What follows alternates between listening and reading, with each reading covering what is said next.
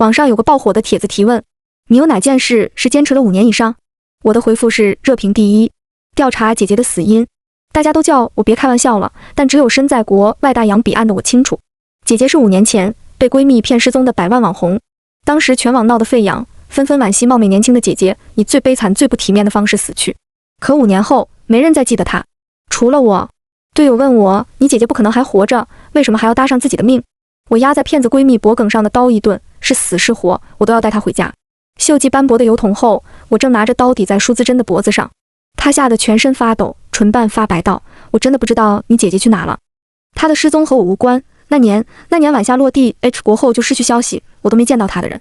风吹在仓库破旧的铁皮顶，我垂眸，不满地摇了摇头，左手用力，刀刃入肉，血痕瞬间出现在舒姿珍雪白的脖颈。只是这时，手机里传来的连续不断震动，分散了我的注意。这鸟不拉屎的地儿，终于连到信号了。我放下了匕首，边吐槽边从口袋里掏出手机。原来是我昨天在短视频平台上发的一条评论火了，所以有一堆信息轰炸。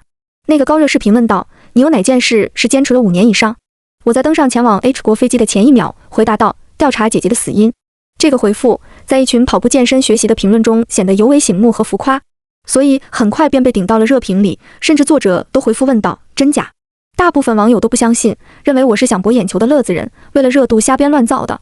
但没人知道，我的姐姐是5年前爆红网络的模特盛晚夏，坐拥100万粉丝，可却因相信富二代闺蜜舒姿珍手上有外国秀场走秀资源，被她骗到 H 国后，失去了全部音讯。姐姐的社交平台动态永远停留在5年前的那个初夏2019年6月16日，那时盛晚夏失踪的消息几度冲上热搜。也有在 H 国的博主说，像姐姐这样姿色姣好的年轻女人被骗到 H 国，下场都会很惨，大概率是已经没了，估计被折磨得很逆天。这是他们的原话。甚至有很多不详消息传来姐姐的部位照片，大多来自未知 IP， 有被凌辱致器官损坏残疾的，有锁骨被烙铁打下烙印的，有匍匐在地4肢扭曲的等等，无一例外都很惨不忍睹。热度之下，信息纷杂繁乱，可人们总会被新的事物夺去目光。姐姐一直没传来消息的日子里，所有人都默认她已经遇害了，除了我。这一切发生在那个初夏，我刚好高考完，到志愿截止前的深夜，我呆坐在电脑前，放弃了多年学设计的梦想。这是一场被姐姐托举了10多年的梦，在她消失的那一刻，也该醒了。我按下鼠标，没有犹豫地报考了 A 省的警校。我拿着从路口便利店买来的洋啤酒，上面印着繁复的 H 国文字，精选优质小麦，爽口，随手将多买的一瓶递给了身旁的搭档陈明生。他打开后猛灌了一口，转头瞥了一眼在身后奄奄一息的舒姿珍，还是不肯说。我点了点头，习惯性从口袋里掏出一根棒棒糖，打开糖纸，贯穿整个记忆线的柑橘味充满口腔，是姐姐每天打工回家带给我的味道。几分钟后，咬碎了最后的糖块，我拿起放在脚边的铁锤，走向舒姿珍。H 国的风真让人讨厌，湿腻的令人烦躁。我拉出舒姿珍的胳膊，踩在脚下，细细地捻了2下。啊！凄厉的叫声瞬间充满整个仓库。我嗤笑一声，拎出锤子，用尽力气砸在舒姿珍的手指旁。她的手猛然瑟缩，不受控制地曲折成拳头，冷汗从她额间滑落。说不说？不说，我一个手指一个手指砸。威胁的话语从我嘴中说出，不像是开玩笑。舒姿珍抖得像个筛子，眼神却始终注视着我。半分钟后，她终于不再撒泼耍赖，随之开口道：我可以和你说，但你能保证我的安全吗？如果被岛上的人知道我泄密，我绝对活不下来。看到舒姿真愿意配合，我蹲下身与她平视。只见她整容过度的五官已经扭曲，眼里极力保持着平静，但还是能透出其中的愤怒和恐惧。我颔首，信誓旦旦地答应道：自然会保证你的安全，我们是公事公办。只要你告诉我，我姐姐盛晚夏在哪里。她已经坚持1天1夜没松口，听到我的承诺，终于没再抗拒，坦白道：太平洋的弹力岛。弹力岛？我心下一惊，眉头瞬间紧蹙。这不正是情报局里多年拿不下的 S 级任务吗？你们没有途径是上不了那个岛的。我可以帮你上那个岛，但你要答应我一个条件。我顺着他的话，什么条件？舒姿珍迫切地开口：你们情报局要保证我回国后不会进监狱，可以过正常人的生活。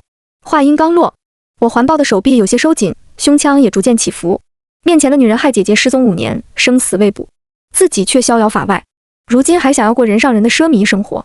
我强忍着想要将她直接解决的冲动，尽力保持着理智，因为这是我谋划多年逮着的机会，我必须得到有用的信息。我轻笑了声，注视着面前的女人，随后点了点头。见此，舒姿珍狂喜，她眼神看向自己的手机。你把手机给我，我去联系人。我没有照做，反而更加攥紧手里的手机。你想说什么？我帮你打字。我无动于衷说道。舒姿珍见我并不愿意给他解绑，只得无奈顺从。几番交涉后，我终于在联系人中，我找到了一个海景头像的叫约翰的对接人。打什么？我一般语音和他联络。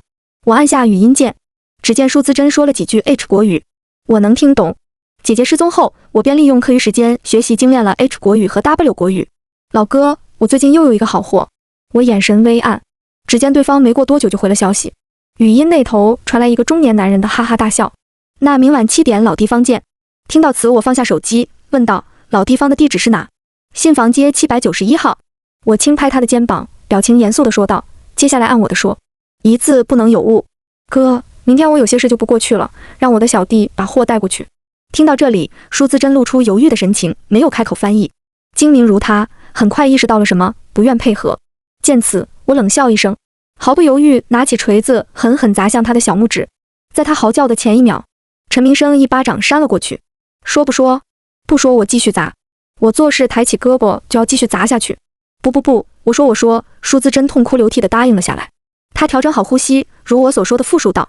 对方似乎也有些犹豫，大概过了5分钟，终于回复了。规矩一般不能这样，但咱们老合作搭档了，就准你这一次。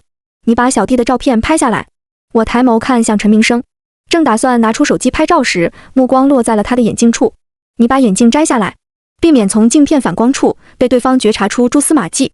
他照做后，我拍下照片，随后发给了约翰。约翰回了一个 OK 的表情，表示预约对接已经完成。我将舒姿珍的手机关机，随后终于不再隐忍，仿佛卸下了重担。我揉了揉脖子左侧，放松筋骨，拿起匕首，一步一步走向舒姿珍。她全身颤抖地摇着头，挪着身子往后退。名贵的碎钻连衣裙已然脏污不堪。你答应过我的，你怎么能反悔？你是公，我没有硬话，脑海里只是不断浮现起姐姐的面容。姐姐，我终于完成了第一步。惨叫声持续了半个小时后停止。陈明生把舒姿珍的尸体装在了废弃油桶里。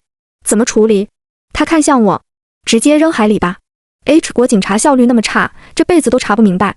陈明生点头，拿起放在石块上没喝过的啤酒，叹了口气，他开口问道：你在他脸上划了几刀？几刀？我有些放空的大脑回过神，数不清了，没地方下手了才停下，以为这种人会抗造。舒姿珍在脸上花了600多万，这算是他最宝贝的东西。他死之前，自然要把他最在乎的东西先毁掉。赤道岛国的晚风吹来，我额前的碎发挡住了眉眼，头发已经有些长了，不过估计也没有机会去修剪了。陈明生，明天你带我去信房街，局里的那个任务我接了。身旁的男人听到这里，面露难色。他回忆起任务的具体细节，继而开口规劝道：盛婉言，我带你1年多了，虽然本质只是同事，没有权利干涉你的私事，但我还是劝你，舒姿珍已经死了，害你姐姐的真凶已经受到惩罚了。向来冷静的他，在听到我的决定后暴露了情绪。我失焦的瞳孔渐渐恢复清明，耳边还是陈明生激烈的话语：你只是个新人，谭力岛那个任务去年就好几个同事去都没回来，他们还是局里经验最丰富的老手啊，你去接这个任务和送死有什么区别？放下吧，婉言，你姐姐看到今天你帮她做的一切，一定会安息的。安息。空气里有一阵沉闷，让我的胸腔开始止不住剧烈起伏。我知道他是好言相劝，我知道，可是我猩红的眼眸直视着陈明生。安息，活要见人，死要见尸。陈明生，我以为你能懂我。去年你丢了父亲生前留给你的玉佩，把海城翻了个底朝天，我陪你找了7天7夜，局里我帮你找了最久，所以你记了我的恩情，这趟任务陪我来了。可一个玉佩你尚且找了那么久，它还只是个不能说话不能动的物品，可我姐姐呢？那是活生生的一个人啊！你知道我只有姐姐一个亲人，她没上过几天学就去打工，就为了拉扯我长大，好不容易熬到生活慢慢好起来，可是你劝我放下，我怎么放下呀？她活着，我要把她找到，把她救出来，救不出来，我就和她一起死。她死了，我要明白她为啥死，是谁害的，是谁参与的。我喘着粗气，心跳的巨快，像要炸开。从未在同事面前这般锋利过，许是因为刚刚那些血腥的场景，让我的情绪依旧处在亢奋状态。陈明生沉默地注视着我，鼻尖微微发红。半晌后，歇斯底里的我慢慢平静。他没有出口安慰，只是伸出手拍了拍我的肩膀。5年来，我从网上细枝末节的线索里，慢慢拼凑出姐姐事件的关键信息。光是认识舒姿珍，都是1年前才办到的事。为了营造富二代假身份，进入舒姿珍的名媛圈子，我花费了很大力气，终于让他将狩猎目光投向了我。我自大学开始就把握住各种机会赚钱，总算在大三时认识一个对金融以及股市有超乎常人见解的学长，在他的指点下，凭借一点运气赚到了营造富二代假身份的启动资金。认识舒资珍后也并不顺利，他是个戒备心很强的人，不知是不是夜路走多了，所以怕翻车。经过1年的相处与试探，他终于相信我是个草包富二代，打算对我下手。将我骗到了 H 国后，却被我逮到了机会。海岸边，为了安全起见，我往舒资珍尸体的油桶里塞了几块大石头，随后扔入海中。舒资珍，你就在冰冷的海水里慢慢被啃食殆尽吧。新房街19号，陈明生将我交给了对接人约翰。这次的货这么亮，和5年前上去那大网红差不多档次。岛上那群老男人这下子开心坏了。破布条蒙住了我的双眼，听力在此刻便敏感了起来。我被他们捆住了手脚，放在马路边。感受到数道视线的我，故作害怕地瑟缩了起来。一双粗糙带有汗腻味的手掌在我身上游移。你还真敢碰啊！这种级别的货肯定要给南厂周先生的，要是被知道了，你小命也得不保。话语到这，一声粗嗓的笑声从头上传来，随即他停下了手。我就碰2下，又不是真的上。哪敢呀！不说这，大哥，我们多久能到岛上？2天吧。不多时。我感受身体被肆意挪动，此刻应当是躺在船只的甲板上。入海后，海浪带来的晃动感让我昏昏欲睡。半梦半醒中，我脑海里又浮现出陈明生的那张脸。昨晚我去意已决，见劝不动我后，他开始和我细致讨论此次任务的重点。陈明生和我交代道，局里已经得到准确消息，在2个月后的9点15号前后，每年都有10多位政要人员相继离开N国，前往海上。合理推测是参与某个有组织的重要会议。这几位政要人员在国内政界有头有脸，本没有什么共同点。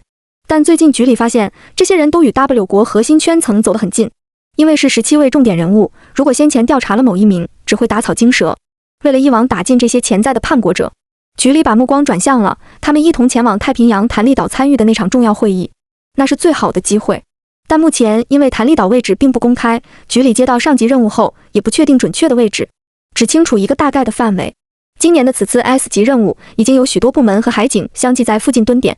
陈明生说，只要我能够在9点15那场重要会议时与外界取得联系，确定精确坐标，即算完成任务。交代完这些后，陈明生抬手撩起额前的碎发，他猩红的眼眸看向我，随后哽咽地轻笑道，盛婉言，这大概是我和你度过的最后一个夜晚了。这个任务已经持续了7年，无论是我们局还是别局，23人上去过弹力岛，但可惜无一人完成这个任务。我知道那个局里最难最无从下手的弹力岛任务，像是一个都市传说，尘封在计划中，无人生还，不是危言耸听，而是事实。抱歉，我们已经没有回头路可以走。是啊，几分钟前我已经确认了这个任务的交接，我回不了头，可我也从未想过回头。陈明生一把拦过我的肩膀，将我拥入怀里，他低头埋在我的肩颈，鼻息间的热气明明滚烫，却又悲凉。平安回来，他如是祝福道，像是不会被神明听到的祷告。我被摘下破布条的时候，已经几近2天没有进食，饥饿过了头，便不存在饥饿感。眼睛传来阵阵刺痛，我逐渐适应着日光，却见眸前映入一张中年白人妇女的脸。她拿着一种热带植物的金条，蹙着眉头上下打量着我，随后伸出手丈量着我各个部位的尺寸。见我回视了她的目光，她抬起右手，想要用金条鞭打我，而此刻一声轻咳打断了她的动作。罗拉，算了，刚刚周先生吩咐过，这个调教好了，1周后要交给他。是个年轻男人略带磁性的声音。我将视线转向到开口的人身上，只见他穿着一身黑色衬衫，如墨般的瞳孔，好像要将他凝视的人吸进去一般。亚洲人面孔，看起来30岁左右，眉眼处有些熟悉。他面对我的神情也算不上友善。好的，陈星先生。劳拉将金条放下，毕恭毕敬地向陈先生鞠躬。只是他低下的眉眼正狠狠怒视着我。果然，我虽然逃过一鞭子，但实际上并没有啥好果子吃。陈星离开后，劳拉让所有在场的女生都站起身来，而这次我才意识到，我所在的这批货质量好的惊人，可能因为要为9月份的重要会议上的参会人员准备供玩乐的工具。目光所及，皆是各个人种里身材脸蛋优越的年轻女孩，她们目光有的空洞，有的惧怕，有的癫狂。不过细细算下来，黄种人应当是最少的。劳拉走到我的面前停下来，她操着一口流利的 W 国语，对着我羞辱道，没几天好活的贱种，等再到我手里，我让你西场接客。劳拉眼神里满含恶意，她在记恨刚刚陈先生帮我解围的事。劳拉身后听到这里的跟从均捂着嘴看着我坏笑。西场估计不是个人待的地方。我微微低下头，顺从的装作不懂含义地点了点头。接下来的1个星期，我除了睡觉吃饭，都是在学习如何在床上讨好男人的伎俩，事无巨细，想得到的、想不到的都需要学习。我并没有太多排斥心理，毕竟我身上的2个任务容不得任何主观情绪，但有不少同批的女生忍受不了。比如我身旁的一个白人女孩南妮，她似乎是在外旅游时被骗到这里来。南妮家境殷实，她的家人为了赎女孩，已经给他们的明面账号上汇去了100万美金。但弹力岛是不可能放人的。昨天劳拉第4次问起我有没有家人朋友，我都咬口确认我是个孤儿，没有朋友。而我被收走的手机里面的信息早已经事先处理过了，与我孤儿的身份没有出入。劳拉知道在我身上没有油水可以薅后，对我的态度便更加恶劣了。这一片区域的脏活累活都安排我去干，而这期间我开始切实了解这片区域，不再只是依赖局里提供的信息。这一块是弹力岛的北场，专门住着刚入岛的新人，进行统一的调教训化。东场则大部分是已经调教好的年轻女孩，也有部分男孩，统称为玩偶。而这些人一般招待着岛上的贵客。西场是岛上自建军的住处，如果有不听话的新人或者犯事的玩偶，就会送到这里当自建军的性奴。南场则是弹力岛的核心部位，这里是岛上3个掌权人的住处，除了掌权人的妻妾外，也有最上等的玩偶。而我1周后就要被送到南场，每个质量顶级的玩偶初夜都将被送到南场。而所谓的周先生，估计就是3个掌权人之一。打扫好我自己的活后，已经是午夜了。我摸着黑回到了自己睡处，可当我发现身旁的南妮并没有在的时候，我惊出了一身冷汗。我躺回自己的位置，往日里操劳了一天，总会倒头就睡，而今天却了无睡意，心里隐隐觉得将有大事发生。果不其然，1个小时后，凌晨3点，我们所有人被叫醒。只见在庭院上，一个失去4肢的女孩躺倒在水泥上，周围还都是拖拉的血迹。她已经面目全非，可是脖颈处的项链我还是一眼就认了出来，是南妮的粉钻项链。周遭传来阵阵抽泣声，有的人吓得背过身去蹲下。我也为了配合氛围，擦着眼角微微低下头。来，所有人都抬起头看看，这就是逃跑的下场。第1天的时候我就嘱咐过你们吧，但还是有不想活的傻子这么做。劳拉穿着睡衣，满脸晕色，脚踩在南妮的脸颊上，她手里依旧拿着那金条，就像是她权力的象征般从不离手。南妮侧过来的脸庞正对着我，外力挤压之下，她微微抬眸，空洞的目光在看到我的那刻有了求助的神情。我看见她尽全力动弹的肩膀，如果她此刻右手还在，估计是想要朝我的方向伸出手。只可惜没人能回应她，也没人能救得了她，或者说没有人能救得了在场的所有人。劳拉脚下用力，南妮的身体便滚了2圈，最后停在守卫的脚边。洗洗还能用，你们西厂不有些特殊癖好吗？给他们送去吧，玩腻了处理了就行。劳拉扶了扶额头，像是突然想起什么般，弯下腰来，眼里带着玩弄的拽掉南妮颈间的粉钻项链。真是富家小姐哦，这粉钻质地可真不错，脱下去吧，可别再吓着其他听话的玩偶了。南妮离开的那2个夜晚，我睡得并不安稳。热带气候里常有的暴雨天气，有时是午后，有时是深夜，空气里混着泥土里生物淹死的腥气，弥漫在鼻尖。明天我就要被送往南场。窗外树木下被雨水翻出死去的蚯蚓，扭着躯体暴露在月光下。怪诞场面带来的异样让我本能恐慌和他，亦或是南妮有着同样的下场。第2天凌晨，我被单独叫醒，在北场的侧门处有一辆黑色轿车停在门口，车门前倚靠着一个戴着军黄色牛仔帽的男人，他低头吸着胭脂，时不时拿对讲机说着什么。见到我的身影靠近时，他抬起帽檐，上下打量了2眼，随后轻笑对着那头的人交代了2句：上车吧，周先生用完午饭后就会来见你。我微微颔首，提起裙摆坐了上去。身后的劳拉谄媚地上前对着男人寒暄道：周先生想要的人，我们这几天照顾得很好，这姑娘好看也机灵，希望周先生喜欢。如果之后还有啥别的需要，周先生尽管提。男人点了下头，一个眼神都没有给到劳拉。北场的上位圈甚至不如南场一个司机，位高位卑的差距比想象中还要夸张。我靠坐在车窗旁，眼神似乎是在看风景，但其实一路上都在注意着经过处的标志性建筑。4场的交界处，即是弹力岛的中心部位，有一个坐落在山脚的白色建筑，威严而庄重的风格，四处也有巡逻的守卫。地理位置属于是岛上最安全的一处，而这里应该就是会议举行的地点。进入南场后，周围的建筑风格又一改在北场所见的简陋单一，变成了另一幅富丽堂皇的模样。司机将我带到了其中的一处豪宅中，来接我们的是一个穿着雍容华贵的老妇人，她是黄种人。进来吧。我怯懦地微微点头，随着他的引导进入屋内。身后的司机意味深长地看了我一眼，那眼神里的贪婪和鄙夷终没有丝毫隐瞒。欧式复古的装修风格，老妇人把我交给了一群女佣，她们按照某种特定的癖好将我梳妆打扮，栗色柔亮的微卷长发，不食人间烟火的长白裙，繁复的同色系花纹，妆容也是带有朦胧感的轻薄，很接近现在网上有一定热度的森系。这所谓的周先生，嗜好高洁，却更爱把高洁毁掉。估计初夜要求就是为了满足他的变态私欲。每一个符合他口味被搜罗来的女孩都是玩具，甚至谈不上价格昂贵，用完就可以被随意处置。5个小时后，我被送往别墅的最深处。昏暗的雨天午后，从落地窗处也没有投射进多少日光。我坐在床沿，看着满屋极简的摆设和禁欲的装修，有些疑惑。这完全看不出主人已经结婚多年，甚至有了一双儿女。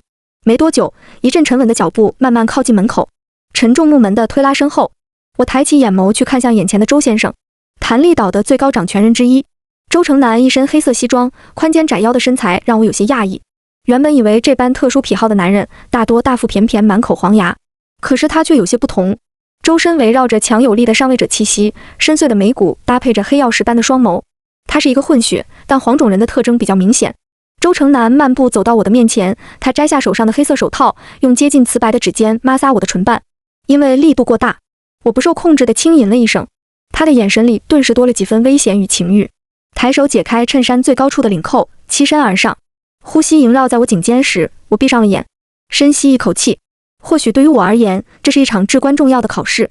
回忆起待在北厂时学会的那些取悦男人的伎俩，以及脑海里女佣提及的细节，也是时候投入实践了。可下一秒却被抓住了手腕。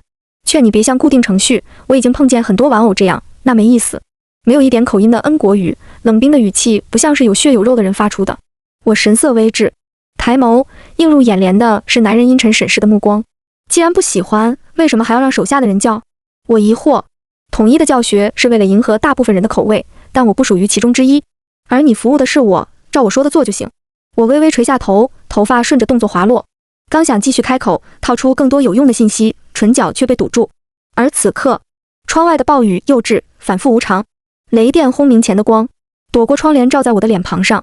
女佣说周成南在做那时时不喜欢开灯。漆黑的房间里，我们似乎第一次见到彼此除了眼睛外的模样。男人蹙眉，突然拉开了距离。他原本捏在我下巴的指尖开始收紧。你怎么了？周成南沉默，失态的神色一闪而过。没什么。半晌后，他回过神，轻颤地拉起我的手搭在他的肩膀上。摇晃的天花板和当时待在甲板上的感受太过相似，我几乎本能地回应这一切。窗外的狂风透过缝隙传来哀嚎，一切声响都被掩盖，直至他啃咬在肩颈，空气里弥漫的味道多了丝血腥，我才知结束。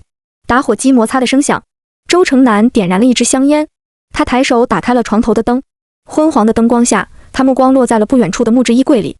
里面除了几件定制的衬衣，还有一件白色连衣裙装在防尘袋中，十分突兀地挂在一旁，裙角似乎还有些许血迹。这款式好像在哪见过。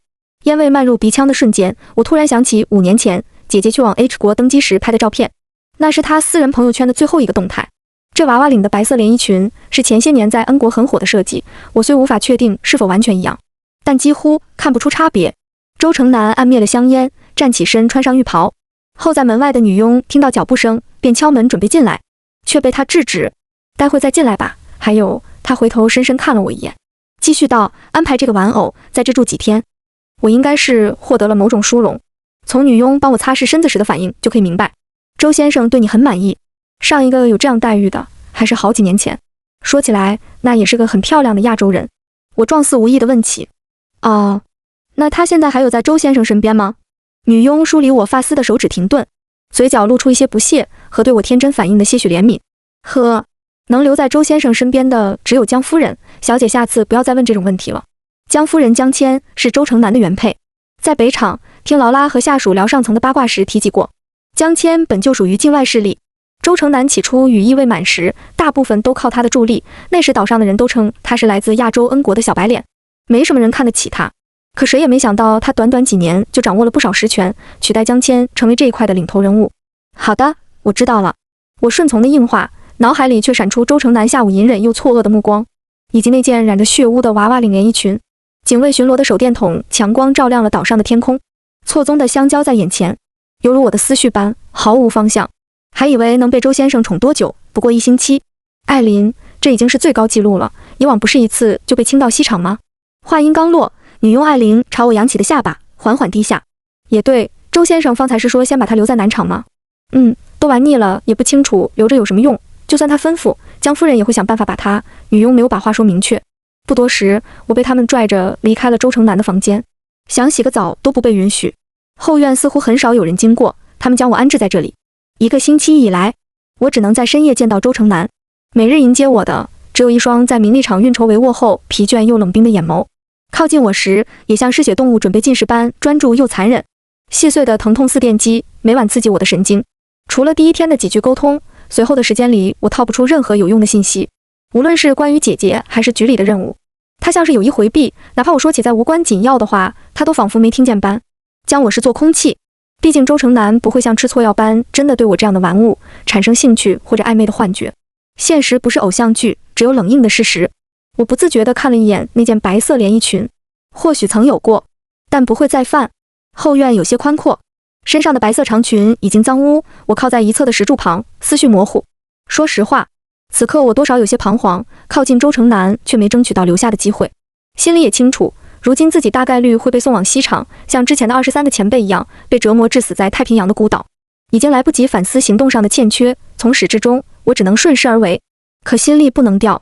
我想拿姐姐经常安慰我的“关关难过关关过，船到桥头自然直”这样的话给自己鼓劲，好像也起不了作用。一阵风吹来，我搓了搓胳膊，仍觉全身冰冷。这状态应该是发烧了。我望向天空，暴雨就在此刻不合时宜的到来。我全身失力，从柱子旁跌落。正当失去意识的前一秒，一双运动鞋出现在我眼前。国人。眼前人将我一把拽了起来，他的胳膊撑着我整个人重量，另一只手拉起我掉下的衣领。我轻轻颔首，算作回应，无法顾及衣衫不整的丑态，以及布满全身的青紫伤痕。看你这样是发烧了。他摸了摸我的额头，热带病中招一个，都要你好受的。而且为什么你会出现在这里？少年轻叹了口气，拿出随身携带的水杯，递给了我。液体润湿喉间后，我才清醒几分，双眸的视线逐渐清晰。他穿着白色 T 恤、蓝色牛仔裤，非常典型的男大打扮。深棕色微卷的头发，模样也标致清俊，年龄看起来大致与我相仿。但不知为何，在阳光毒辣的热带，他皮肤依旧苍白的过分。被人骗到了 H 国，醒来就发现在这，是个很常规的理由。那你叫什么？哦，对，我叫乔木尔。林言。不能用真名称婉言，于是随意胡诌了一个。乔木尔若有所思地看了我一眼，长长的雨结垂下，扫了一眼我身上的伤势，没对我的话进行深究。你在这里等我会儿，我去拿点药。他说我大概是得了疟疾，需要做点处理，而那些外伤也不能放着不管。我目送着乔木尔的背影离开，眼神渐渐晦暗。从语言和外貌来看，他明显和我都是恩国人，但我不明白为何乔木尔可以自由出入南厂。他并不是弹力岛的重要人物，因为事先掌握的信息里没有这号人。那他是高级玩偶吗？这个疑问思索到这也便终止了。大概10分钟后，乔木尔拿来了几瓶药，我配合地伸出胳膊，任他处理，管他安全与否，现在只能相信他。谢谢。你为什么要帮我？我按住棉花，开口询问时，他正把碘伏收起来。老乡嘛，出门在外就是要互相帮助。他笑着回应道，嘴角弯起的弧度带着梨涡浮现。这轻松的语气，好似我们相遇的地点只是普通的异国他乡。他还能顺便请我这个千里来相会的老乡搓顿贵死的火锅。天色渐暗，我们闲聊了许久。乔木尔身上传来温热的气息，氛围却在夜幕降临时变得凝重。但是林言，我还是要劝你量力而行。他理了理细碎的刘海，左手正在揉弄着一朵从灌木丛摘下的紫花。乔木尔似乎知道我的话是谎言，也明了我的目的。或许我该谢谢他没有直接指出我的不自量力。我挑了挑眉，扯开话题。那你呢？为什么会来到这里？他神色一顿，侧头望向我，眼里的笑意瞬间消失，溢出道不明的哀伤和绝望。或许这是个不该问的问题，就像不能问他为什么可以自由出入南厂。乔木尔脖颈间不知是疤痕还是吻痕的东西，在灯光下变得明显。沉默片刻后，他轻笑了声，扔掉了被细碾成泥的花瓣，平静开口道：那年我在 W 国留学，但是家里条件不算太好，就去打工了。勤工俭学很常见嘛，只是那年我妈突然患上急性白血病了，原本可以覆盖生活的兼职工资不够她治病，就铤而走险，相信其他时薪高的兼职，过去第一天就被抓起来，辗转好久到了岛上。在岛上多久了？3年吧。我的回答比你真诚多了。乔木尔语气调侃却低沉，他眸光映着不远处的烟花。这样热闹，看来岛上来了大人物。岛上那么多年轻人，绝大部分是被不法手段带来的。他这样的情况比比皆是。我有些愧疚地注视着他，明知故问，揭人伤疤，确实不地道。只是很好笑，他们拿到我的手机联系家人索要赎金的时候，我才知道我妈已经走了。这可能是让我最破防的点，因为她是我唯一的亲人，我却在她最需要我的时候消失不见，我很不是人吧？乔莫尔哽咽，我的心猛然一滞，共情的动容在蓦然达到极致，牵扯到家人的离开，就像是触及我内心最深处的软肉。我抬手拍了拍他的肩膀，这不是你愿意的，你也是受害者。他没有回应我，只是安静地站在我身旁。咫尺处是乔莫尔落寞的侧颜，在烟花一明一灭的采光下惊艳过正脸，如若是在我的大学，最少也是校草级别。只是你有想过哪天可以离开这里吗？乔莫尔突然问我。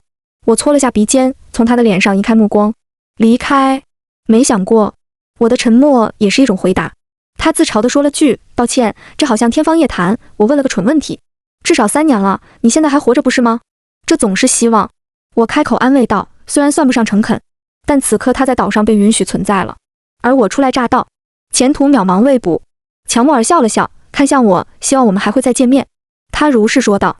我在后院待了一晚，第二天一大早便被带到了周城南原配江谦那里。在一处亭子中央，几个打扮风格迥异的妇人围在一起打牌。见女佣艾琳将我带到时，他们朝我投来了目光，连对第一次见面人的探究都没有，只是平淡轻蔑地看了一眼。毕竟他们已经见惯了活不了几天的生物。为首穿着酒红色洋装的人是江谦，他的卷发繁复地绑在脑后，头上的礼帽镶嵌着宝石，一只白色羽毛昂扬向上。你就是城南最近爱得不行的玩偶。他弯着腰，用扇子慢慢抬起我的下巴，随后冷笑一声，眼角皱纹因为肌肉收紧浮现。江谦收起扇子，狠狠发力抽向我的脸颊。他口味这么多年还是没变，说到底还是因为5年前那个女人，这意思是还记恨我吗？坐在右侧的妇人眯了眯眼。江夫人这话就好笑了，周先生那么爱你敬你，哪里敢这样？肯定是这个玩偶一些功夫太厉害了。话音刚落，低着头的我就感受到头顶的湿润，是那个妇人帮着江谦一起撒气，浇在我头上的茶水。不过你还别说，这个货很像当时的那个模特。抬起头来，谁让你低下了？江谦一脚踢在我的脑袋上，命令道：你认识盛晚夏吗？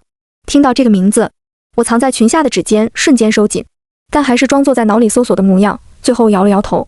江谦从我的反应判断不出啥，我却在此刻开口：夫人，我不知道那个模特是什么样子，但是我看见您时，觉得自己的眼睛很像您，我们的眼角处都有一颗痣。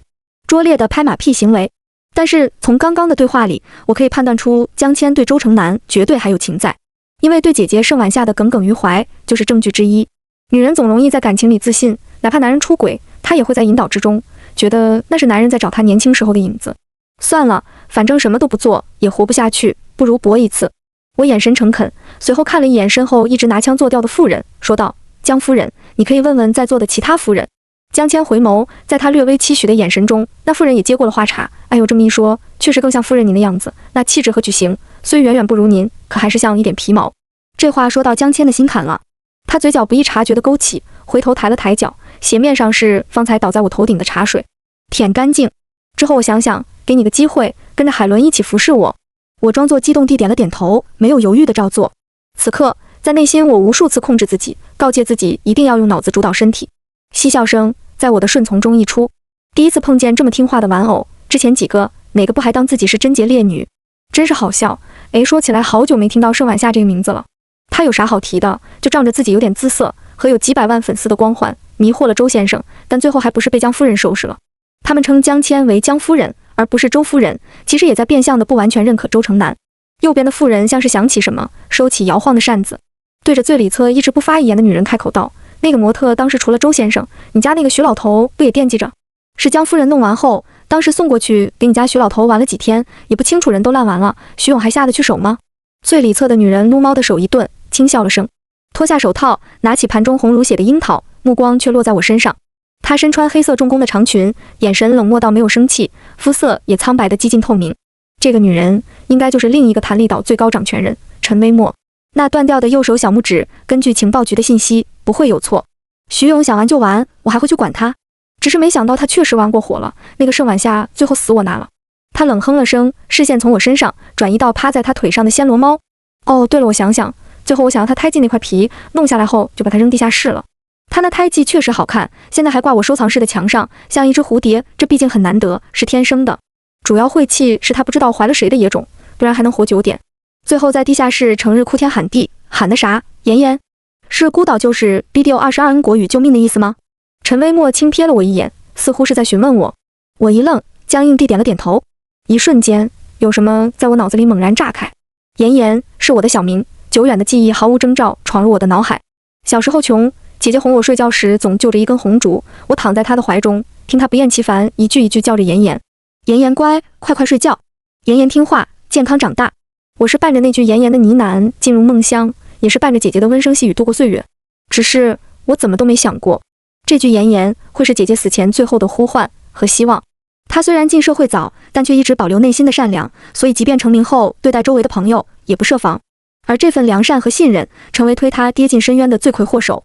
5年来，最深处紧绷的那根弦终于断掉，跪着的膝盖已经麻木掉，胸口的起伏渐渐失控，我喘着急促不规律的粗气，嘴角处还有茶叶混着鞋油的气味，恶心的让我想要干呕。姐姐虽然早有心想准备，可当陈微墨事无巨细地描绘起那些场景时，她就像在我的眼前重演般，那呼唤也变得凄厉，清晰又刻骨。微墨，你可别说了，我这新来的女仆都全身发起抖来了，这些话听得多吓人啊！江谦将放在膝盖上的毯子一扔，扔在了我的头上，我好像的晾衣架跪在那里，一动不动。明明是羞辱，可却让我此刻有了喘息的余地。不知不觉，嘴角多了一股血腥味。我想，这座困住太多人的孤岛，应该随着所有旧梦一样烟消云散，亦或沉入海底。听到我被留在了南场，乔莫尔帮我上药的手停住。真的吗？他收起眼神里的心疼，泛着透亮，欣喜的有点明显，但随后的惆怅更明显。江谦有些喜怒无常，你还是得小心。我微微颔首，脸上被江谦扇的红肿一直不退，这种程度的伤，估计要过段时间才会恢复。我被药刺激的龇牙咧嘴。轻点，林言。乔莫尔手收力，突然喊我名字。你是不是有什么事瞒着我？现在你留在南场了，我们算是共患难的队友，你可以和我坦白的。我挑眉，什么意思？你，算了，我也不故弄玄虚了。我知道你是国情报局的人。原本还吃痛的嘴角收敛，我平静地看向他。说实话，我没想到乔莫尔这么直接地挑开了话。没有准备的我，不打算正面回应。你为什么这么认为？乔莫尔轻飘飘看了我一眼，好像没听见我的反问，自顾自又说了起来。1年前，我也救过一个恩国的女人，她少了只耳朵。不过她没像你那么幸运，我救完的第2天，她就被扔进了西厂。她告诉我，她是恩国情报局的人，我们最后没有告别。她让我放心，说你们的人一定会把岛上所有受骗受害的人救出来。只是，所以我才猜测你也是情报局的人。少了一只耳朵，那大概，我垂下眼眸，那大概是情报局里大我4岁的一个前辈，叫叶兰。原来她失踪也是，我刚进到情报局时，是她和陈明生一起带我。因为叶兰姐事事都冲在最前线，是局里最积极的人，所以她的伤病也是最多。最明显的就是她少了一只耳朵，而其他伤痕都能被布料遮住。同伴们总拿黑猫警长里的一只耳调侃她，她每每都是笑着回答，别搞，我和那臭老鼠可不一样，我失去的耳朵可是为了正义。你说是吧，婉言？我乖巧点了点头，心里充满了对她的向往。只是那样的时光没有多久，叶兰姐很快接到秘密任务出国，再无音讯。但她临走前给我留了封信，其实她在信里没写什么，只是嘱咐我吃饭前不要老喝咖啡，那样对营养吸收不好。她总惦记着我太瘦了。局里规定，失踪3个月就算死亡，而那之后我再也没碰过咖啡。我侧开红着的眼眸望向岛上的树木。叶兰姐，原来你也在这里。乔莫尔见我没有应话，神情也有些沉重。他抬起想要安慰我的手，又放下，最后只是站在一旁盯着我。我喉咙酸涩的开口，谢谢你当时救了她。她是我师姐，总喜欢鼓励别人，我受过她很多照顾。不客气，她对我有大恩。是她让我知道，原来岛外一直有人在想方设法救我们，甚至为了救我们连命都不要。我不清楚当时叶兰姐告诉她关于情报局的多少东西。此刻拉一个局外人进局，到底是不是好的选择？我犹豫的间隙，乔莫尔深吸了口气，他坦白道，我原本不打算挑明这一切，因为你大概率也会立刻被送到西厂，但没想到你成功留下来了。他说这话时有些动容，可能突然多出的伙伴让他不再那么不安。那你接下来有什么计划吗？计划，我眸光一暗，烂命一条，不服就干。不是，你情报局派来的，怎么可能一点打算没有？我冷哼了一声，眼神里的探究意味也不藏着噎着了。说白了，我无法完全信任乔莫尔，就算他和我是同胞，还救了我这么多次，也救过叶兰姐。但我无法确认他安然无恙待在这里3年，究竟是已经和谭力岛成为一伙，还是默默隐忍了无数苦痛。乔木尔不蠢，我明白了，你怀疑我。他苦笑，无奈地摆了摆手，但随即气急开口道：林岩，我是恩国人，我比任何人都恨这个地方。你是我待在这个地狱里难得遇到的朋友，也是……乔木尔颤抖着嗓音，哽咽地说不下去。他似乎也没想到这份上我依旧有着戒备心。可不仅是性格原因，我接受的训练也要求我如此。最终，我表情松动了几分。树木背后，他当着我的面脱下了上衣，映入眼帘是乔木尔冷白的胸膛，但那片皮肤几乎没有一块完整的好皮。少年的身体上布满烟烫伤的疤痕，以及小刀划出的痕迹，甚至小腹的位置还有用烙铁烫出的肮脏词汇。乔木尔抓着衣服的手颤抖得厉害。这下可以信任我了吗？我呆愣地看着前方，几秒之后点了点头。他是我预设的第2种情况，默默隐忍，过了3年的非人生活。确认乔木尔是可信任的同伴后，我神情严肃地看向他，开口道：我得到的消息是9月15号前后，恩国的10多名政要将来谭力岛上开会，每年都是这个时间点，你有没有印象？乔木尔听到这里，蹙了蹙眉头。你这么一说，好像确实每年9月中旬，岛上都会从全世界调回自建军，加强防卫。我颔首。所以我收到的任务就是在会议举行的那天和外界取得联系，获得谭力岛的具体坐标。情报局和其他力量准备将这里一网打尽。没了。你是来送死的吧？乔木尔扶住额头，愁容更深。确实是临时接的任务。他叹了口气，来回踱了几步。这几乎不可能完成。全岛上下只有3个掌权人及配偶有手机可以和外界联系，其他哪怕是管家女佣或者自建军，全部都是拿岛内的联络网联系。而且会议当天3个领导人都会去参与的，我们没机会碰到他们的手机，那只能从配偶下手了。这基本都没什么选择了。乔木尔继续开口道：亚历山大没有配偶，陈微末的老公徐勇整天见不到人，算下来江谦是最后的选择。我沉吟了片刻，抬头看向天空，距离9月15号大约只剩1个月的时间。这段时间里，我必须借着女佣的身份搞清楚江谦的作息和住处布置，尤其监控的位置。不然只要有一丝差池，不单单是我一条命的关系，岛上其他玩偶的生存处境也只会更糟糕。最重要的是，未来情报局开展工作将必定更艰难。乔木尔见我紧紧皱着眉头，他轻拍了我的肩膀，宽慰我道：走一步看一步吧，我们还有时间，你有什么问题随时找我。江谦的女佣海伦是个矮小精明的老妇人，她总是在腰间绑着一根黄色的绸带，浑浊的眼睛下挂着和蔼的笑，但我知道她总在偷偷观察着我。林小姐，江夫人最喜欢的是这款木香，你每隔一段时间可以在书柜旁的扩香石上用点这个。我点了点头。还有下午3点的时候，需要把菜单拿给厨师，江夫人今天要招待其他3位夫人喝茶。好的。我没有多少私人时间，大部分总会被他差遣做各种事，而有时是直接接受江谦的命令。江谦的日常几乎都在玩乐，一大早的第一件事是叫来周城南的女佣艾琳，听他报告最近周城南的行程以及亲近了哪个玩偶。随后他会将周城南玩过的玩偶抓来，用尽残忍的手段来取乐，然后扔给西厂。下午就是和几个夫人一起打牌，晚上便会找来几个年轻帅气的男玩偶带进别墅里，他总会刻意将人从周城南的房间前带过，走过时又会问身旁的女佣周城南在不在房间里。用着这样幼稚的手段，多年如一日和他赌气，又妄想周城南可以吃醋嫉妒。他虽然生来就拥有着权力，但却固执渴求周城南的关注和爱。如若不是被困在这段感情里，周城南又怎么会几年时间就拿走了他手里的权力？这天，江谦喝了点酒，他依偎在男玩偶的怀里，肆无忌惮在周城南房间外调情。我和海伦低着头在一旁候着。突然，嘎吱一声，周城南房间的门被推开了，穿着烫金黑色衬衫的男人满脸愠色地走了出来。你怎么？吃惊的人不止我，毕竟周城南很少这个时间在家，即便在家也会对此视若无睹。他冷漠地看着贴在一起的两人，下一秒从西装夹层里掏出手枪，对准着男玩偶，子弹入肉的声响有些闷，贯穿男玩偶胸膛的血溅到一旁的江谦。江谦脸色满是恐惧，但没几秒就变为了愤怒。你什么意思？周城南，只准你天天找女人上床，不准我。周城南垂眸，将枪收回夹层，他语气淡定而冰冷，当然可以，但是江谦，你要玩别在我房间外玩，其他地方别说一个了，你和一群我都没意见。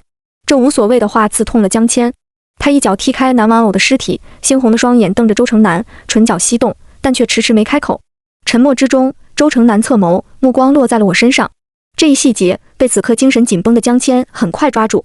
你看他做什么？他扯住周城南的衣领，神色癫狂。我问你，你看他做什么？你是不是还记得盛晚夏？你是不是还怪我把你的小情人弄死？周城南，你知道吗？我比谁都清楚你怨了我5年，但那件事你不能怪我，要怪就怪你当时没权利没能力。你无能，你反抗不了我，所以你守不住他。啪的一声脆响，江谦脸上霎时出现红印，嘴角也流出血来。这一巴掌，周城南用尽了力气。江谦目光呆滞，托力跌落在墙角。你竟然敢打我！你竟然！海伦见状慌张下跪，周城南已经在失控的边缘。他拽着周城南的裤脚，苦苦哀求道：“周先生，您和江小姐已经认识10多年了。当年您流亡海上，是江小姐救了您，也是江小姐一手提拔了您，为您生了一儿一女。求您看在这份上，不要再伤害江小姐了。”周城南面无表情地看着跪在地上的2人，久久没有言语，直到江谦因为刺激过大昏厥过去，他才抬脚离开。我一个人呆站在墙角，慢慢消化着方才的信息。海伦叫来了医生，他安排妥当后来到我面前，表情不善：“林小姐，往后一段时间，请不要出现在江夫人面前。见过刚刚那场景，你应该也清楚江夫人很介意你的样貌。之后您可以跟着厨房的比特去工作。”我没有言语，只是点了点头，表情无辜。后面半个月，我白天在厨房忙上忙下，晚上有空就去和乔木尔交换着信息。厨房的活更加繁重，毕竟除了准备上层的饮食，玩偶和佣人守卫的餐食也都要准备。听说江谦和周城南冲突过后病了几天，但痊愈后依旧我行我素，甚至喊来的男玩偶越来越多，只是不再敢在周城南的房间外故意挑衅。这天傍晚落了弦后，我避开守卫和乔木尔见了面。我们总是约在南场一处死角，这里在周城南住处和陈微墨住处的交界，极少会有人经过。那天的会议应该是在晚上举行，到时候岛上自建军都会在白殿周围。白殿就是那日我看见的，在岛上最高处4场中心的白色建筑。本来9月15号岛上其他位置的防卫是最薄弱的，但关键是我蹙着眉看向乔木尔。江谦有自己的一支保卫队，大概10人，每天深夜都会在他住处外严防死守。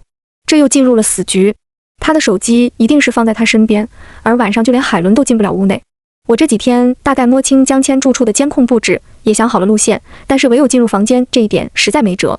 乔木尔闻言揉了揉肩膀，表情从方才的淡漠变得有些担忧。今天他话很少，几日没见，乔木尔好像憔悴了些许，本就骨节分明的手上面的青筋似乎更明显了。我抬脚有些担忧地靠近了些：“你是不是出了什么事？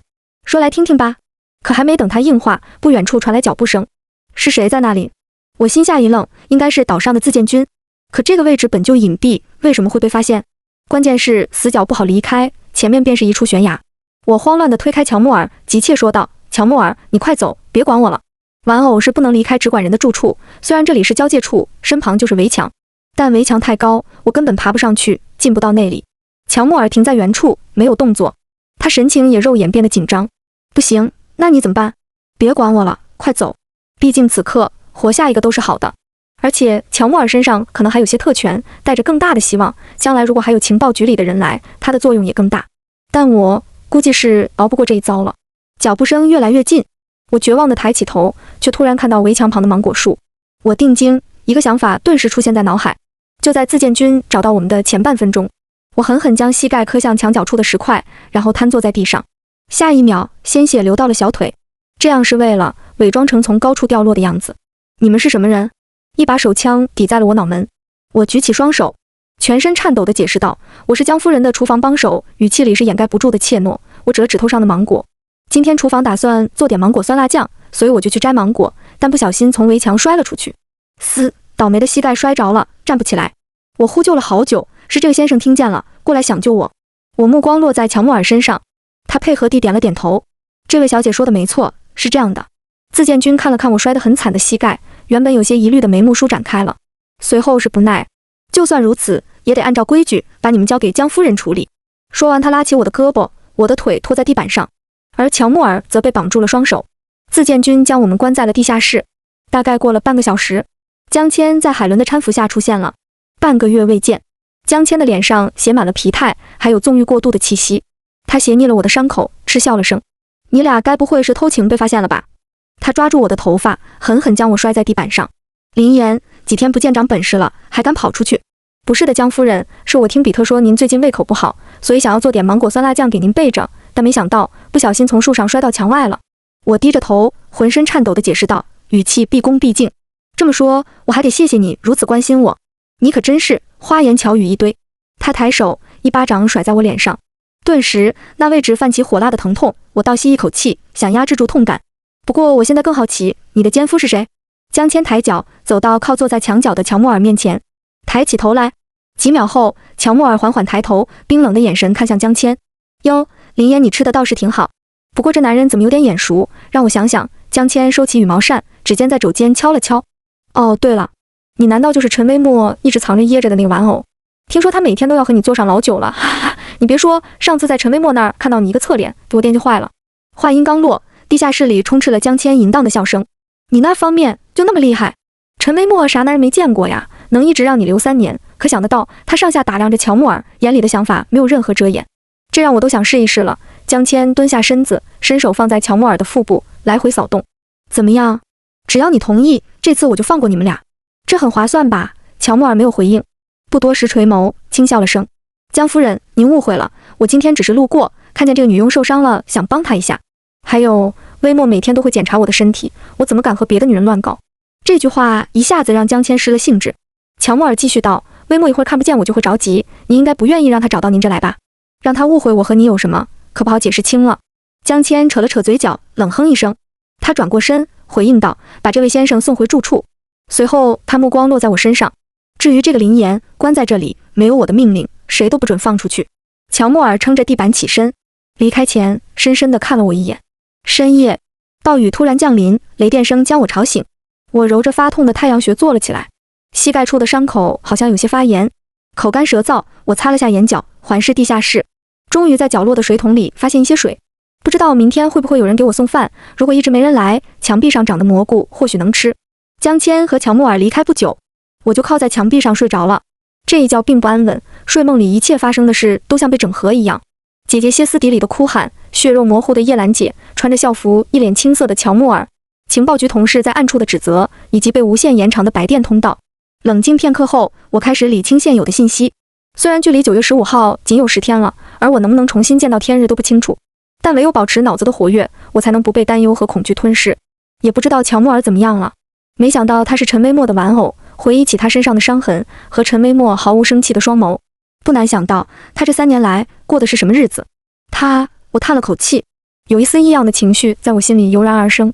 在我思绪飘远的下一刻，瞬间被饥饿感取代。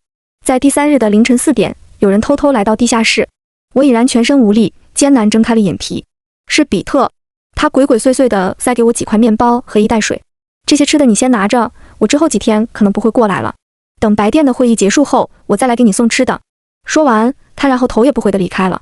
看到面包的那一刻，我立即狼吞虎咽了起来，但还是留下了3块，因为不清楚比特说的几天是不是真的。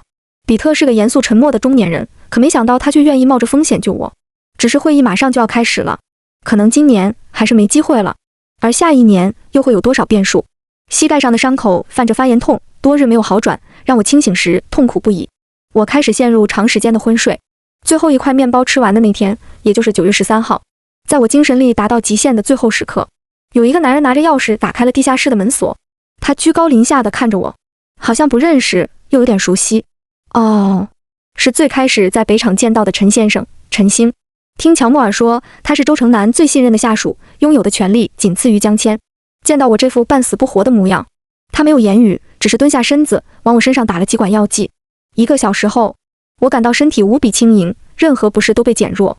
我撑着胳膊坐起身子，靠在墙壁上，看着陈星。为什么救我？他沉着嗓子回应道，现在没时间说这个。盛婉言。原本脑子还有点发懵的我瞬间清醒，他漆黑如墨的眼神仿佛要将我吸进去一般。你为什么知道我真名？至此他一改淡然的表情，弯了弯嘴角。我当然知道，因为你是晚夏的妹妹。你到底是谁？几乎没人知道我是盛晚夏的妹妹，就连情报局的同事我都不曾提及。我固执地继续追问。他捏了捏我的脸颊，轻笑道，小屁孩，你忘了我吗？我是陈星辰。陈星辰，好熟悉。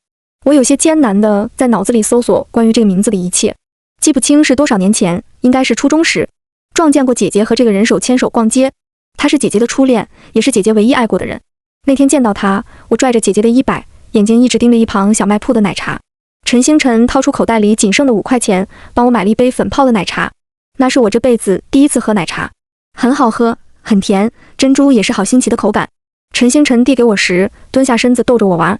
你喊句姐夫，就给你。姐姐你看他，哇，这么小年纪就会告状了。随后他像今天一样捏了捏我的脸颊。后来呢？姐姐成了平面模特，知名度越来越高后，突然和陈星辰分手了。我没问过姐姐为什么，只是想想，有的人在苦难时可以相互依靠，在富足时却难以相守。可是即便如此，姐姐也说陈星辰是她遇见过的最好的人。而在此刻，我终于理解这是为什么。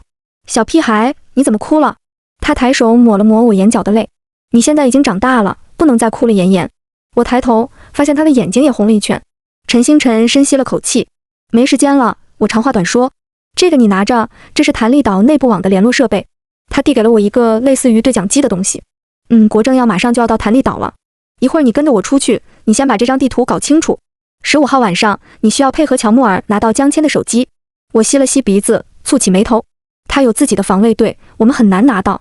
这个我清楚。陈星辰神色一顿，犹豫片刻后，还是说了出口。乔木尔已经和江谦约好，在9月15号，陈微墨和周成南都不在的那天晚上，去到他的房间，然后借机拿到他的手机。他让我不要告诉你，但是我觉得为了稳妥，必须有个人接应他。不知为何听到这里，我心下突然有些酸涩。这是什么感受？好陌生。但我还是装作没事的，点了点头。当晚我会在白店附近，你们确认发送完坐标后，就赶紧往岸边跑。之后听天由命吗？还是等情报局和外部力量的人来？星辰哥，那些政要是坐船来的吧？陈星辰颔首。那你能准备到一些炸药吗？实在不行，汽油也行。他皱了皱眉头，半晌后开口道：可能只能准备汽油，我的权力还不能碰到炸药库。好，那你准备一些汽油在海岸附近，然后告诉我和乔木尔位置。陈星辰像是明白过来，点了点头。透过墙壁上出的小窗，我看见今天弹力岛上空没有一片云。还有妍妍，我需要你在接应乔木尔之前去到一个地方。哪里？陈星辰递给我一把钥匙，这是陈微墨收藏室的备用钥匙，碗下的那块胎记就挂在墙上的中央。我想把它带走，拜托了。我反应过来，颤抖着唇瓣回应道：好，我会把它带走。星辰哥，我也有个问题，我姐姐真的死了吗？面前的男人闻言瞬间哽咽，但还是保持着冷静。她走了。可妍妍，无论生死，她都一定还爱着你。9月15号的晚上，岛上放了许多精致样式的烟花。我再一次见到了乔木尔，他好像认真打扮了一番，穿着走线精致的白色衬衫，下身是一件条纹西装裤，远远看去像是养尊处优的金贵少爷。风吹过他栗色的微卷发，我不自觉地伸手帮他理一理。他对着我笑了笑，露出嘴角的梨窝，随后低头看向我的膝盖。还好吗？我点头。能跑能走，但一定很疼吧？我没有回应，只是看着他。不知为何，今天好像怎么都挪不开眼。距离他和江谦约定的晚上7点还有10分钟，烟花燃尽在我们的身后，不远处西装革履的人在欢呼雀跃。乔木尔在此刻抬眸回视我，原本的淡然消失不见，眼里尽是悲凉和痛苦。他伸出手，轻轻拥住我，少年鼻息萦绕在我的脖颈。这是我和乔木尔第一次肢体接触，却安心到像相拥过无数次一样。乔木尔，林妍，你会觉得我脏吗？他颤抖着嗓音问我。对不起，这一刻，心脏传来的疼痛好像要将我撕碎般。我好像理解了姐姐分手那天撕心裂肺的哭泣。半晌后，我抬起手又垂下，最终回报了眼前的少年。乔木尔，你是我见过最干净的人。他平滞住了呼吸，几秒后，好像有什么打湿了我的衣服。这一瞬间，我才明了，原来我大概是喜欢他。关于乔木尔的记忆像幻灯片般在脑海里回放。初次见面，他救了半死不活的我。失落失意时，他陪我聊天，讨论哪个锅底的火锅好吃。密会被抓时，毅然决然没有离开，是因为救赎，还是纯粹的心动？我已经分不清了。拥抱过后，我们像电影里的亡命情人，头也不回的走向属于各自的终局。陈微墨的收藏室在他别墅3层的最里侧，因为会议的召开，岛上除了白店外的守卫确实少了很多。我根据陈星辰提供的地图，找到了最终的位置。钥匙插入后，顺利进到了收藏室。整个屋子大概100平，满满当当塞满了奇珍异宝。我借着月光轻步靠近那面墙，而正中间是一块镶着黄金边框的标本，里面是一只深粉色的蝴蝶，它安静地待在那个属于它的牢笼里。再熟悉不过的图案，在现实里见过无数次。我麻木地扯了扯嘴角。姐姐的胎记在锁骨处，我小时候经常会用手指去碰那只蝴蝶。姐姐和这个胎记好配哦。为什么？因为你就像蝴蝶一样漂亮。说完后，姐姐就会捏捏我的脸颊，笑道：“我们妍妍的嘴呀，是世界上最甜的。后来找她拍杂志或者服装的摄影公司，也总是喜欢她将那只蝴蝶露出来。别致之外，有种深刻诡谲的浪漫。”我凝视着那面墙，月光下，好像姐姐的灵魂还在这只蝴蝶上，而下一秒就会翩翩起舞。我抬起手，摘下了标本。接下来我要去接应乔木尔了。江谦的住处和防卫布置，我早已摸清。一处偏窗靠着树木，防卫从不会过去。发出坐标后，乔木尔也将从这里逃出去。我蹲在窗户下，专注听着里屋的动静。这是一切最关键的时刻，尽管我再不愿意，也得硬逼自己面对。我屏住呼吸，心脏开始剧烈跳动起来。女人的喘息声此起彼伏地传来。虽然早已做好心理准备，但此刻摆在我面前时，内心的愤恨又像火星燃在了草原，被瞬间点燃。2分钟后，喘息声突然停住，屋子里恢复了片刻平静。随后一阵脚步声来到我跟前，和我只有1墙之隔。那头传来乔木尔平静却盖不住焦急的声音：“林妍，江谦的手机只能连在弹力岛的内部网，而且这个网关不掉。他们把外部网络屏蔽得很彻底，怎么办？”这句话一下让我如坠冰窖。如果连不到外部网，发坐标就是无稽之谈，那我们所有计划都白费了。我扶住额头，一遍又一遍告诉自己要冷静。乔木尔，你先去把浴室的水打开。好。几秒后，他回来了。而就在我们陷入绝望、不知所措时，耳边的对讲机突然传来电流声，以及失联1天的陈星辰的声音：“林妍，乔木尔拿好手机，准备好，你们只有10秒的时间。”话音刚落，原本布满灯光的弹力岛在一瞬间陷入黑暗。我立即反应过来，乔木尔，快！此刻全岛电力系统陷入瘫痪，屏蔽系统也绝对失效了。快！几秒后传来乔木尔颤抖的声音：“好了，发出去了。”他立即破窗而出。下一秒，灯光又瞬间全部恢复了。我们迅速按照逃离路线离开，逃往海岸边。而此刻，对讲机那头也传来陈星辰的声响：“妍妍，汽油就放在我昨天告诉你的位置。你拿到晚夏的胎记了吗？”话音刚落，突然陈星辰那边传来了无数声枪响。我知道是他暴露了。星辰哥，我拿到了。几秒后，仅剩一口气的他轻声回复道：“那就好，晚夏终于自由了。”一瞬间，泪水怎么也止不住。可我此刻不能停下脚步。我和乔木尔用尽力气跑向海边，那里停了3艘船。我们走到海边偏西侧的一堆石块中间，找到了陈星辰放在这里的5桶汽油。乔木尔，这些汽油浇在驾驶室的控制机器上以及其他用电位置。我们没有多少时间了，毁了他们的船，不能让他们走掉一个。如果在情报局和海警到来前，他们坐船跑了，那不仅前功尽弃，后果也不堪设想。汽油桶有些沉，大概10分钟后，终于浇满了3艘船只。刚想喘口气，不远处的树林里传来众多纷杂的脚步声，应该是正要和岛上的人也发现异常了，准备离开弹力岛了。乔木尔，没时间了。我点燃打火机，扔进甲板上。一瞬间，火势迅速蔓延至船的全身。火光之中，我眺望着原本一望无际漆黑的海平面，发现尽头处有数十艘船只的灯光在径直靠近弹力岛。是他们来了，情报局的大家们。大火的高温逐渐向我们逼近，最后的任务是撑到他们到来。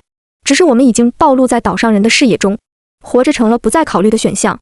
一阵海风吹过，乔木尔牵起我的手，眼中含泪，嘴角含笑地看向我：“林妍，下辈子请你吃火锅，我给你调我独家秘制料碟。”我不叫林妍，乔木尔，记住我的名字，我叫盛婉妍。他的笑意更甚。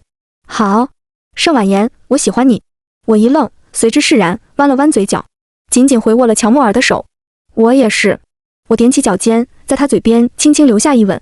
下一秒，无数枪声响起，从我们耳边划过，从我们身体穿过。第一次见到盛晚夏，是我经常光顾的一家鱼市老板找到的新杂工。那时候他高高瘦瘦的，因为常年营养不良，皮肤干瘪泛着黑黄，没爸妈，实在可怜，给点钱就让他帮帮。于是老板回头，松弛下垂的眼眸注视着他。我点头，收回视线，没放在心上。直到一天我去的晚，于是已经收摊了。他蹲在排水孔旁，打理着鳞片和血水，身旁是装在袋子里，眼睛已经浑浊的草鱼。林老板下班了，明天早点过来吧。杂乱的刘海下，一双杏眼看向我。哦，那好吧。我神情一愣，随即转作失落。盛晚夏察觉到了，他轻叹口气，拎起脚边的鱼，开口道：“你要是不嫌弃，可以分你一半，但得尽快吃。那你会不会不够吃？”我不吃，留给我妹吃。我看着他干瘦的手腕，摇了摇头，没收下那半只鱼。那天后，我开始经常来到林老板的摊位，有时只是买鱼，有时只是为了和盛晚夏说上2句话。久而久之，他开始偷偷留下当天品质最好的鱼卖给我。这鱼最新鲜了，星辰你拿去。我点头，接过塑料袋，手指却在此刻握成拳，内心踌躇片刻后，终于鼓起勇气开口道：晚下，镇上的电影院周末上了一部电影，我可以请你一起看吗？他一愣，脸颊迅速浮现红晕，垂下头后，唇瓣微张，好。电影结束后，在送盛晚下回家的路上，我向他告白了，他没有犹豫地答应了我，笑得灿烂。那晚我激动得难以入眠，可隐隐之中又有些后怕。我爸去世前留下了一屁股债，到今天我还在尽力打工偿债。我可能给不了他太好的生活，但晚夏却说没关系，他相信我能解决这一切。晚夏有个妹妹叫婉言，比她小了7岁，那是个古灵精怪的小姑娘。比起晚夏的内向，她更像是个在爱里长大的孩子，成天闯祸捅娄子，和镇上的小孩疯闹。晚夏总在她背后给她擦屁股，可每次提及妹妹时，她眼角的笑意却比任何时刻都纯粹。我想是晚夏真的很爱妹妹，而且把她保护很好。那段时间是我生命里难得的温馨愉快。只是在我们相恋的第3年，晚夏因为一场兼职阴差阳错被我们这里最大的模特经纪公司看上，而且顺利通过了3轮面试。自那以后，她的生活开始发生翻天覆地的变化。晚夏的收入从1个月3万到后面1天就可以赚1万。她带着妹妹搬进了市区的好小区，甚至开始每个月给我转钱。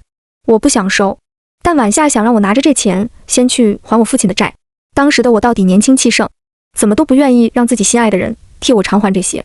我们开始因为这件事争吵，聚少离多，矛盾又被无限升级。终于在半年后，我和他分手了。我还爱晚夏，可我也不想耽误他。他应该去到更好的世界，拥有更好的人生，而不是被我拖累。只要他过得好，身边那个人是不是我，真的无所谓。一则新闻打破了所有平静。那一年，晚夏不仅模特事业节节高升，自媒体也是风生水起。可2019年的6月中下旬，铺天盖地关于她消失、被绑架、被闺蜜欺骗到 H 国某某园区的消息传来。我第一反应是不相信。我跑到她的经纪公司楼下等了好几天，电话也打了几百通，但始终也没等到晚夏的身影或回应。7月份，我用光所有积蓄来到了 H 国。8月底，我混进信房街，跟着他们的人来到了弹力岛。可那时，晚夏已经死了。她死得很痛苦，全岛的人都在议论这个恩国女人怎么让周成南和江千决裂。听说周先生当时为了这个模特都跪下来求江夫人了。呵，笑死！他随便搞搞，江夫人可能还睁一只眼闭一只眼。真看上了，江夫人能忍得了？身上没点实权，没人把她当人看的。知道这些时，我万念俱灰。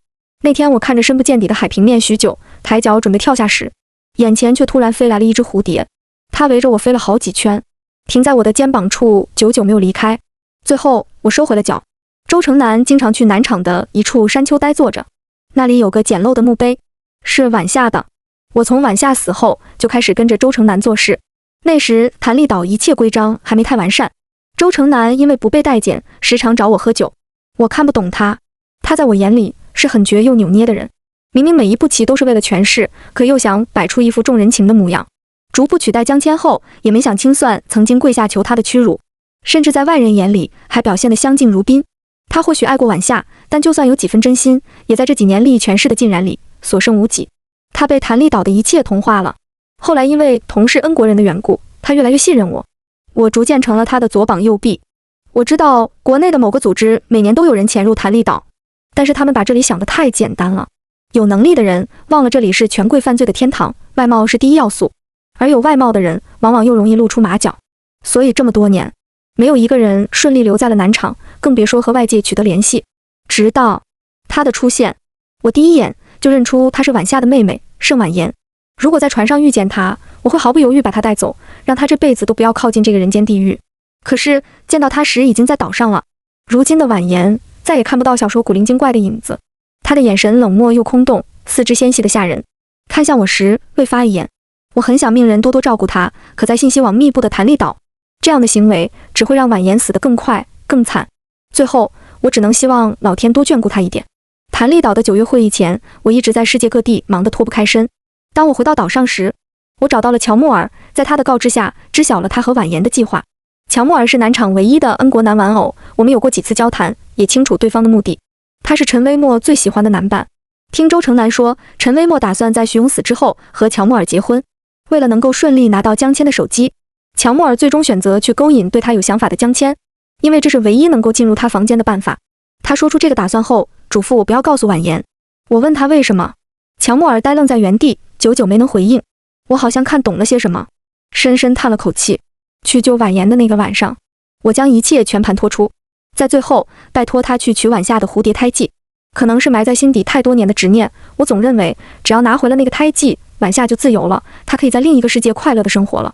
所以当婉言告诉我她已经拿到时，我终于放下了一切。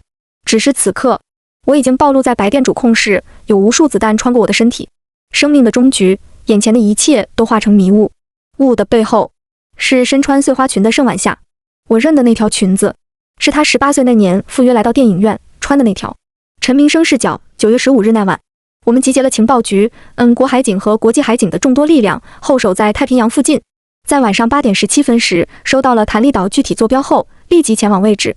在船上时，我内心久久不能平复。我没想到盛婉言真的做到了。我想着回国后一定要让局里好好奖赏他，这怎么着也得拿个1等功。可是，在我们成功抓捕了全岛所有的人以及17名国叛国者后，依旧没有找到盛婉言。